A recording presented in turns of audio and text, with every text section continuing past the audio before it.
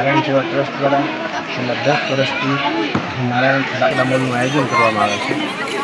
એમાં રાહત દરે ફટાકડાનું વિતરણ કરવામાં આવે છે અને જે લોકો પોતાના બિનમૂર્તિઓ કપડાં રમકડાં અને પુસ્તકો અહીંયા અમને આપી જાય છે એ અમે જરૂરિયાતમંદોને પહોંચાડવાનું કામ કરીએ છીએ। અમારી નારાયણ સેવા ટ્રસ્ટની ટીમ ગુજરાતના ઘણા બધા શહેરોમાં કામ કરી રહી છે અને આવનારા સમયમાં 33 શહેરમાં અમારી સંસ્થા કામ કરશે એવા અમારા પ્રયાસો છે।